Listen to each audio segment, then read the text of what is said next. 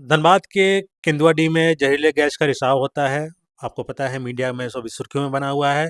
आज झारखंड का मुख्य सचिव वहाँ पे आए हुए थे। सबसे पहले मेरा सवाल आपसे है कि क्या यह घटना मानव निर्मित घटना है या फिर प्राकृतिक घटना है? मेरा तो आकलन है कि ये प्राकृतिक घटना नहीं है हुँ, और ये आज का भूल भी नहीं है, आज की लापरवाही भी नहीं है।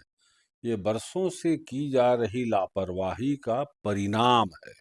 हुँ, जिस तरह माइनिंग ज़ोन में जिन चीज़ों को हमें ध्यान में रखते हुए माइनिंग करना चाहिए, जो रूल, रेगुलेशन, प्रोटोकॉल है, हुँ, सब की अवहेलना होने का परिणाम है ये गैस रिसाव।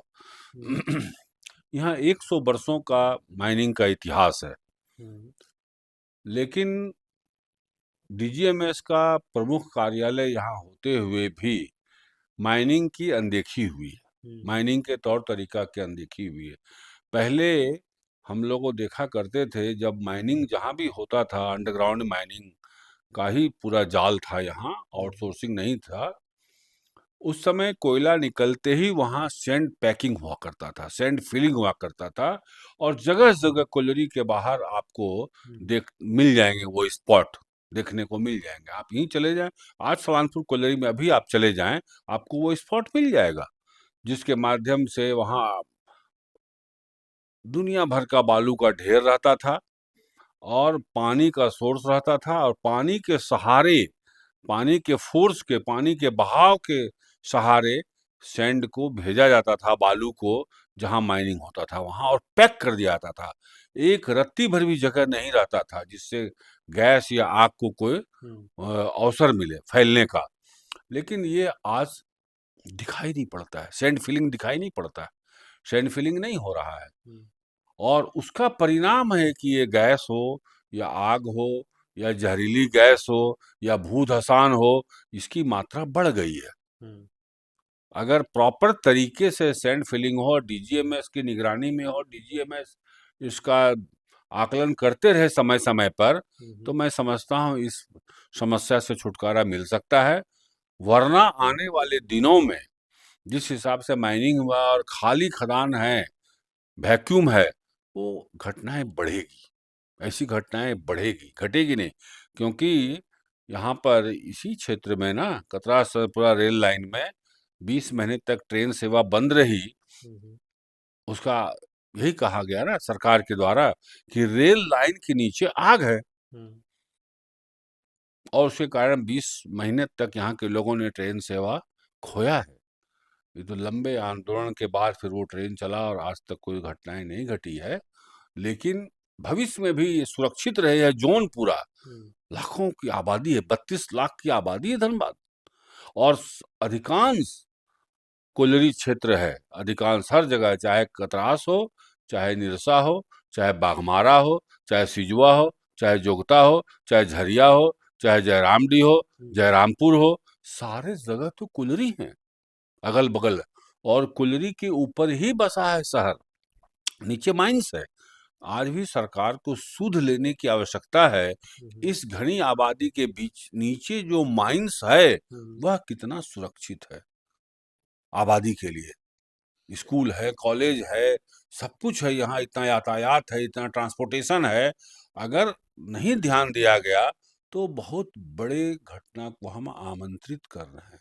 केंदुआड़ी जो घटना है, हुँ, वह हुँ, एक नज़ीर के रूप में देखा जाना चाहिए।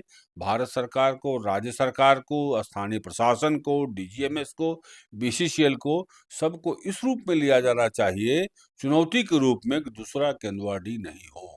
हुँ, यह संकल्प लेकर के इनको, डीजीएमएस को अविलंब एक सर्वे करना चाहिए टोटल माइनिंग का। हुँ, टोटल माइनिंग आज बंद हुआ हो या 10 साल पहले बंद हुआ हो, आज अद्यतन स्थिति उसकी क्या है?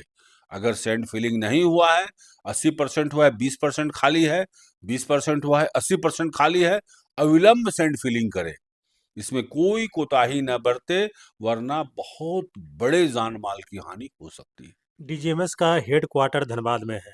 धनबाद में हेडक्वार्टर होने के बावजूद भी जो खनन विभाग है, जो खनन किया जाता है कोयले का, तो इसमें ढेर सारी अनियमितताएँ बरती जाती है। इसका मुख्य वजह क्या है? आखिर क्यों डीएमएस का हेडक्वार्टर यहाँ होने के बावजूद इतनी बड़ी लापरवाही देखने को मिलता है, कोयले के खनन के दौरान? निश्चित रूप से। डीजीएमएस का मुख्य कार्यालय यहाँ होते हुए भी अगर अवैध माइनिंग हो रहा है तो जान माल की हानि है उससे। हम्म, आए दिन दुर्घटनाएं भी घटती है। अभी तो कतरास में हुआ था कुछ दिन पहले, केसलपुर कुम्हारपट्टी में, मुंडा धौड़ा में 7 बॉडी बरामद भी हुआ था। हम्म, तो ये घटनाएं हो रही है, इसलिए कहीं न कहीं डीजीएमएस हम्म। अपने कर्तव्य में लापरवाही बरत रहा है। यह ये सम्मिलित है इसमें। डीजीएमएस की भूमिका है हम्म, कि माइनिंग हो रहा है, वो भी प्रॉपर तरीके से हो रहा है कि नहीं। हम्म, वो जो प्रोटोकॉल है माइनिंग का, उसका फॉलो हो रहा है कि नहीं, नहीं तो अविलंब बंद करे उस माइनिंग को। हम्म, लेकिन डीजीएमएस अपनी जिम्मेवारी, मैं तो कहूंगा कि लापरवाही पूर्वक वो अपना जिम्मेवारी निभा रहा है हम्म। और पूरी निष्ठा से वो अपने कर्तव्य का पालन तो नहीं अगर कर रहा है। लापरवाही कर रहा है तो इसके पीछे पीछे का मुख्य वजह क्या है? क्या उसके ऊपर किसी ऐसे राजनेता का दबाव है ताकि वो लगातार जो खनन हो रहा है इसमें अनदेखी लापरवाही जो भी कहें आप, क्या किसी का दबाव है? हो सकता है ये सब कोई भारी बात नहीं है। हम्म, आज के दौर में तो राजनीतिक हस्तक्षेप बहुत ज़्यादा है। पहले क्या गलत कामों में राजनीतिक हस्तक्षेप, गलत काम कोई करते तो उसको संरक्षण नहीं मिलता था। हम्म, लेकिन अब वो बातें नहीं रह गई।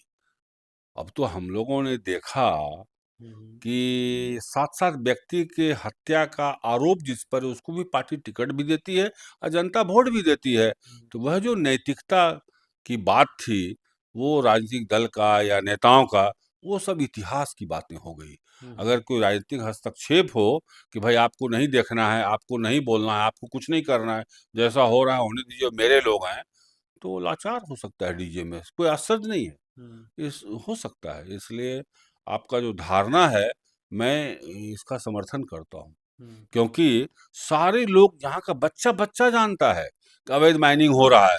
क्या हम्म, कर रहा है डीजीएमएस? सबको पता है। अवैध माइनिंग में कौन लिप्त हैं, यह भी पता है। हम्म, लेकिन हिम्मत है क्या हाथ डाले गिरेबान पर? इतने समर्थ लोग हैं, राजनीतिक रसूख के लोग हैं, राजनीतिक रूप से इतने ताकतवर हैं कि प्रशासन में उच्च स्तरीय पदाधिकारियों की भी हिम्मत नहीं है आज की तारीख में कि वो उन लोगों पर हाथ डालें जो सरगना हैं, जो संरक्षण देते हैं, जिनके संरक्षणत्व में पूरा अवैध माइनिंग हो रहा है। क्या पता नहीं है क्या, कुर्सी पर बैठे हुए लोग हैं बड़े पदाधिकारी, लेकिन कुछ नहीं कर पाते हैं, वो लाचार हैं। एक गैस रिसाव प्रकरण के पूरे घटना के दौरान देखा गया कि पहली बार ऐसा हुआ कि बीसीसीएल के जीएम के ऊपर गाज गिरा हो। बीसीसीएल के जीएम को जो उस क्षेत्र के थे उनको सस्पेंड किया गया है। तो क्या लगता है कि यह कार्रवाई अब पूरी है या सही है? क्या उनको सस्पेंड कर कर इससे जो सम्मिलित बड़े बड़े अधिकारी हैं उनको बचाया जा रहा है? देखिए, जीएम तो पर कार्रवाई इसलिए कि जीएम एक तरह से अपने एरिया के वो सर्वे सर्वा है। हम्म, उनको मैनेजमेंट भी देखना है, लोगों जो रहते हैं वहाँ उसको भी देखना है कि उसको कोई परेशानी नहीं हो उनके माइनिंग से। माइनिंग पूरा रूल रेगुलेशन के अनुसार, माइंस एक्ट के अनुसार हो रहा है कि नहीं हो रहा है, सबकी निगरानी की जिम्मेवारी जीएम की है। और अगर कुछ ऐसा हो रहा है जो नियमतः नहीं हो रहा है, नियमानुकूल नहीं हो रहा है, तो निश्चित रूप से जीएम जिम्मेवार होने चाहिए। हम्म, और डीजीएमएस पर भी कार्रवाई होनी चाहिए कि डीजीएमएस के यहाँ रहते, अगर इस प्रकार का यहाँ अवैध माइनिंग हो रहा है तो डीजीएमएस क्या कर रहा है, उसकी क्या भूमिका है, हम्म, फिर उसके अस्तित्व की आवश्यकता ही क्या है। हम्म, तो डीजीएमएस यदि अपने काम को निर्वाह नहीं कर रहा है, अपनी जिम्मेवारी का निर्वाह नहीं कर रहा है, तो जिस प्रकार जीएम पर कार्रवाई हुई, डीजीएमएस के अधिकारी पर भी कार्रवाई होनी चाहिए, जिनके जिम्मे वो जोन था। हम्म, वो क्यों नहीं सर्वे किया? वो क्यों नहीं सैंड फिलिंग करवाने के लिए बाध्य किए प्रशासन को, बीसीसीएल को, कि यहाँ ये एरिया जो है कभी भी यहाँ कुछ भी भूधसान हो सकता है। अगर सैंड फिलिंग नहीं है तो भूधसान भी हो सकता है, गैस रिसाव हो सकता है, अग्नि भी वहाँ फैल सकता है, कुछ भी हो सकता है। तो इसलिए डीजीएमएस की ज़्यादा बड़ी भूमिका है बड़े इलाके के रूप में। हम्म, तो वो जिसके अधीन भी है वो ज़ोन, वो डीजीएमएस अधिकारी पर भी कार्रवाई होनी चाहिए। सिर्फ जीएम को पर बलि का बकरा बनाने के बजाय डीजीएमएस बड़ा ज़िम्मेवार है। धनबाद से भाजपा के विधायक राज सिन्हा सदन में उच्च स्तरीय जांच की वो मांग किए हैं। क्या आप उनके मांगों से सहमत हैं? हाँ, निश्चित रूप से, मैं तो कह रहा हूँ हुँ, कि डीजीएमएस को नए सिरे से पूरे इस कोयलांचल की राजधानी कहते हैं हम लोग ना इसको। हुँ, कोयलांचल की राजधानी है धनबाद, 30 लाख 32 लाख प्लस की आबादी है धनबाद। और अगर ये सब घटना से हम चेते नहीं, सीख नहीं लिए, मैं तो चाहता हूँ कि एक नए सिरे से पूरा सर्वे हो। चाहे हुँ, 20 साल पहले भी माइनिंग हो चुका है वहाँ, आज बंद माइन्स है, आज उसकी अद्यतन स्थिति क्या है? ये भी देखा जाना चाहिए, इसका भी आकलन होना चाहिए और श्वेत पत्र जारी करे डीजीएमएस और तमाम इलाके का, तमाम प्रखंड में तमाम जो बड़ी-बड़ी बस्तियाँ हैं, वो माइन्स हैं, चालू हालत में हो, बंद हालत में हो, उसका सर्वे करे और श्वेत पत्र जारी करे जिससे हम भय यदि हमको है कि यहाँ कुछ भी हो सकता है, कभी भी गैस यहाँ भी निकल सकता है, तो हम भयमुक्त जी तो सकें, हम हुँ। भयमुक्त रह तो सकें, हम भयमुक्त अपने परिवार के साथ जीवन तो व्यतीत कर सकें, रात में सो तो सकें। ये ज़िम्मेवारी है डीजीएमएस की। पूरा सर्वे होना चाहिए, व्यापक सर्वे होना चाहिए हुँ। और इसका श्वेत पत्र जारी किया जाना चाहिए कि हमको पता लगे मेरे खेत खलिहान, घर-द्वार, मकान कितना सुरक्षित है। चलिए ये तो हो गया कि जाँच होना चाहिए और कहीं न कहीं डीजीएमएस को क्विक कार्रवाई करना चाहिए। उसके घटना के बाद जो अभी जिला प्रशासन की तरफ से जो पहल किया जा रहा है, लोगों के लिए शेल्टर बनाया गया है कि आप जाइए, सुरक्षित जगहों पे रहिए। ठंड का मौसम है, तो बिछावन का व्यवस्था, कंबल का व्यवस्था किया गया है और लोगों से अपील किया जा रहा है कि आप लोग बेलगरिया जा सकते हैं, लेकिन लोग जाने को तैयार नहीं हैं। इसको आप किस रूप में देखते हैं? बेलगड़िया जो अगर दाना नहीं चाहते हैं, उसका मूल कारण ये है बेलगड़िया तो आज नहीं बसा है। हुँ, केंदुआडीह के घटना होने के बाद बेलगड़िया तो नहीं बसाया गया है। बेलगड़िया तो पिछले दशक से बसा हुआ है। हुँ, फिर क्यों नहीं जाना चाहते हैं लोग? ये मूल सवाल ये है कि हम घर दे रहे हैं किसी को, इसके बावजूद नहीं जाना चाहता है, तो इसका समीक्षा की जाना चाहिए कि क्यों मज़दूर वहाँ जाना नहीं चाहता है। हुँ, वो मूल रूप से ये है कि वहाँ आवास दे देना ही पर्याप्त नहीं है किसी भी परिवार के लिए। वहाँ स्कूल की व्यवस्था होनी चाहिए, चिकित्सा की व्यवस्था होनी चाहिए, यातायात की व्यवस्था होनी चाहिए, वेंडिंग ज़ोन होना चाहिए, सुरक्षा की व्यवस्था होनी चाहिए, बिजली की व्यवस्था होनी चाहिए, पीने के पानी का व्यवस्था होना चाहिए, सुरक्षित हम रह सकें, इसकी व्यवस्था होनी चाहिए। यह व्यवस्था आज भी वहाँ अपूर्ण है हुँ, और यही कारण है कि आज दशकों पूर्व बने हुए हो गया बेलगड़िया को, लेकिन आज भी वहाँ खाली है मकान, हुँ, नहीं जाना चाहते हैं। जबकि आप शहरी क्षेत्र में कोई मकान खाली छोड़ के चले जाइए तो पता चलेगा कब्जा कर लिया, हुँ, लेकिन वहाँ आज भी अवैध कब्जा करने भी नहीं जा रहे हैं लोग। हुँ, तो कुछ तो कारण है। तो उन कारणों को पहले निराकरण करना चाहिए प्रशासन को, तब आसानी से 6000 लोग वहाँ चले जाते। लेकिन आज वहाँ पानी कहाँ से जाएँगे पानी लाने वो? ज़रूरत पड़ेगा, बच्चे कहाँ पढ़ने जाएँगे? यातायात की सुविधा नहीं, कहाँ स्कूल है? तो क्या बच्चे ऐसे अनपढ़ बैठेंगे घर में? आज हर परिवार की ये समस्या है कि मौलिक सुविधा जो हर परिवार को चाहिए, सबको चाहिए, किसी भी जाति धर्म के लोग हैं, मज़दूर हो या गैर मज़दूर हो, सबको चाहिए। वो सुविधा को पहले बहाल कर दे प्रशासन, दौड़ के लोग चले जाएँगे। इस खबर पे बराबर आपकी नज़रें बनी हुई हैं। क्या लगता है जिला प्रशासन वाक़ई में जो गैस रिसाव हो रहा है, उसको बंद करने में लगे हुए हैं या फिर लोगों को वहाँ से हटाने में लगे हुए हैं? दोनों लक्ष्य पर काम करना होगा। प्रशासन के लिए लोगों क्या को भूमिका है? फ़िलहाल फ़िलहाल लोगों को जान-माल की हिफ़ाज़त के लिए, उसके जीवन की सुरक्षा के लिए उसको हटाना भी प्राथमिकता होगा। प्रशासन की ज़िम्मेवारी है कि हमारे जान-माल की हिफ़ाज़त करे और लग रहा है गैस से हम कितना भागेंगे? हम सोए भी रहेंगे तो साँस तो लेंगे ना, तो उस गैस अगर ज़हरीली गैस है, तो हम सोए ही रह जाएँगे। यह प्रशासन इस गंभीरता को समझ रहा है, इसलिए वो हमको अलर्ट कर रहा है। लेकिन साथ ही साथ दूसरी ओर में प्रशासन को यह भी इंतज़ाम करना चाहिए, वार फुटिंग के स्तर पर कहीं शरणार्थी आता है तो हम उसके लिए व्यवस्था करते हैं ना, हुँ, खाने-पीने, रहने, पानी, शौचालय सब चीज़ की व्यवस्था करते हैं, लाखों लाख शरणार्थी को हम बसाते हैं इमरजेंसी में, कुछ वैसा होता है तो। उस स्तर पर काम करके वहाँ जो-जो समस्या है हुँ। जिसके कारण वहाँ के लोग जाना नहीं चाहते केंदुआडीह के, उसका निराकरण चाहे प्रशासन तो 48 घंटे के अंदर कर सकता है। नहीं, लोग तो जान-माल की क्षति की बात जहाँ तक आएगी, लोग तो चले ही जाएँगे, भाग ही जाएँगे वहाँ से। लेकिन अभी जो जिला प्रशासन की तरफ से जो पहल की जा रही है, तो क्या वो पहल आप समाजसेवी हैं, आप लगातार खबरों पर नज़रें बनाए हुए हैं, तो आपको क्या लगता है प्रशासन की जो कार्रवाई है, क्या वो एक सुरक्षित माहौल बनाने की तरफ में एक कदम है? क्या वो ज़हरीली गैस को रोकने के ऊपर है या फिर लोगों को हटाने के ऊपर में है? अभी तो फिलहाल पहली प्राथमिकता है कि लोगों को जान माल की हिफाजत, हुँ, तो वो तभी होगी जब हम वहाँ से उसे हटाएँ। हुँ, लेकिन साथ ही साथ एक बी टीम काम करना चाहिए हुँ। कि जो वहाँ सुविधा का अभाव है, उस सुविधा को भी अविलंब बहाल करे।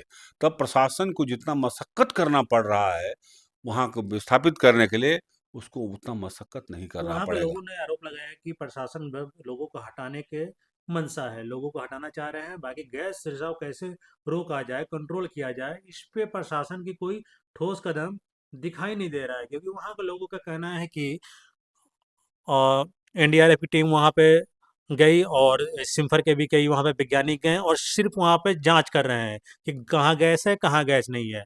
जो गैस निकल रहा है, उस गैस को कैसे मुहाना को बंद किया जाए, इस पे कोई ठोस कार्रवाई वहाँ के लोगों को दिख नहीं पा रहा है। तो लोगों को लग रहा है कि हमारे खिलाफ एक साजिश हो रहा है।